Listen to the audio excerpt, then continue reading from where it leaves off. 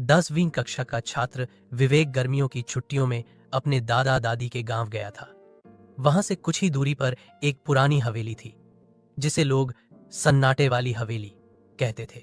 कहा जाता था कि रात होते ही वहां से चीखें आती हैं, खिड़कियां अपने आप खुलती बंद होती हैं और कोई अदृश्य साया हवेली के गलियारों में घूमता है। गांव वाले हवेली के पास भी नहीं जाते थे, लेकिन विवेक एक निडर लड़का था। जिज्ञासा में उसने तय किया कि वो हवेली के रहस्य को खुद सुलझाएगा। एक शाम सूरज ढलने के बाद वह अपने दोस्त राघव के साथ हवेली में दाखिल हुआ। दरवाजे पर धूल और जाले थे। जैसे ही उन्होंने अंदर कदम रखा, तेज ठंडी हवा का झोंका आया और दरवाजा खुद बंद हो गया। हवेली के अंदर हर दीवार पर पुरानी तस्वीरें थीं, जिनके चेहरे विकृत और डरावने हो चुके थे। लकड़ी की सीढ़ियां चरमरा रही थीं और हर कमरे में अजीब सी सड़ांध थी। तभी एक कमरे से अचानक पायल की आवाज आने लगी। ये क्या है? राघव घबराया। शायद कोई बिल्ली या चूहा होगा, विवेक ने कहा, लेकिन खुद भी सहम गया। वो दोनों आवाज की दिशा में बढ़े।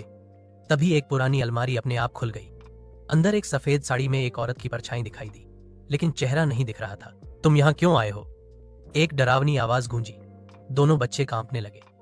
औरत धीरे धीरे हवा में तैरती हुई उनकी तरफ बढ़ने लगी। हमें जाने दो, हम सिर्फ देखने आए थे, विवेक चिल्लाया। औरत रुक गई, फिर बोली, मैं इस हवेली की अंतिम मालकिन रूपा हूं। मेरे पति ने मुझे इस हवेली में जिंदा जलाया था। मेरी आत्मा अब तक यहां बंधी है, विवेक ने कांपते हुए कहा। हम आपकी मदद करना चाहते हैं। रूपा की आत्मा ने एक किताब की ओर इशारा किया। इस किताब में मेरा सच है, इसे गांव के मंदिर में रख दो, मैं मुक्त हो जाऊंगी। विवेक ने हिम्मत जुटाकर वो किताब उठाई। उसी पल हवेली कांपने लगी, दीवारें टूटने लगी और औरत की आत्मा जोर से चिल्लाई जैसे सालों का दर्द बाहर आ रहा हो। विवेक और राघव किसी तरह दौड़ते हुए बाहर निकले और सीधे मंदिर पहुंचे। जैसे ही उन्होंने किताब शिवलिंग के पास रखी, हवेली से एक तेज रोशनी उठी और सब शांत हो गया। अगली सुबह गांव वालों ने देखा कि हवेली पूरी तरह ढह चुकी थी, जैसे कभी अस्तित्व ही न रहा हो।